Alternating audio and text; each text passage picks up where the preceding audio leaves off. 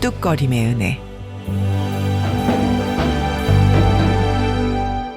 사울의 아들 요나단에게 다리 저는 아들 하나가 있었으니 이름은 무비보셋이라.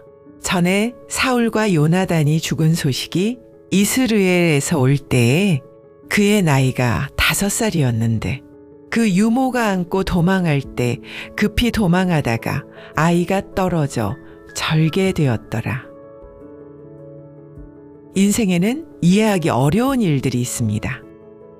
누군가는 좋은 가정에서 태어나지만 누군가는 그렇지 못합니다. 누군가는 건강하게 살아가지만 누군가는 평생 불편함을 안고 살아갑니다. 우리는 종종 그런 차이를 보며 왜 이런 일이 나에게 일어났는지 묻게 됩니다. 무비보셋의 인생도 그랬습니다. 그는 사울 왕의 손자였고 요나단의 아들이었습니다. 특별한 일이 없었다면 왕족으로서 존귀한 삶을 살아갔을 것입니다. 그러나 어린 시절 예상치 못한 사건이 일어납니다. 사울과 요나단이 전사했다는 소식이 전해지자 유모는 아이를 안고 급히 도망합니다. 그런데 그 과정에서 무비보셋을 떨어뜨리고 맙니다. 급히 도망하다가 아이를 떨어뜨려 절개되었더라. 한순간의 사고는 그의 평생을 바꾸어 놓았습니다. 왕손이었던 그는 몰락한 왕조의 후손이 되었고 두 다리를 저는 장애까지 갖게 되었습니다. 당시의 시선으로 보면 불행한 인생처럼 보였습니다. 그런데 세월이 흐른 후 놀라운 사실이 드러납니다. 고대 사회에서 새로운 왕조가 세워지면 이전 왕조의 후손들은 제거되는 경우가 많았습니다. 왕위를 둘러싼 분쟁의 씨앗을 미리 없애기 위해서였습니다. 실제로 사울 왕가도 그런 위험 가운데 놓여 있었습니다.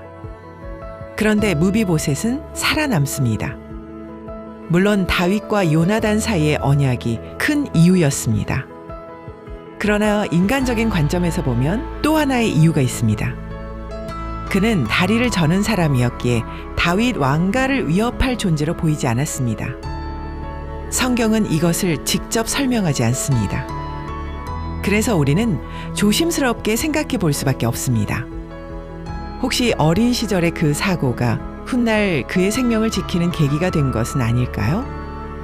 우리는 현재의 시선으로만 인생을 판단할 때가 많습니다.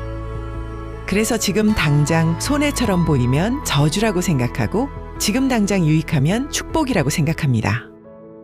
하지만 하나님은 현재만 보지 않으십니다. 하나님은 미래까지 보십니다. 당시 사람들의 눈에 무비보셋은 몰락한 왕조의 장애인 후손이었습니다.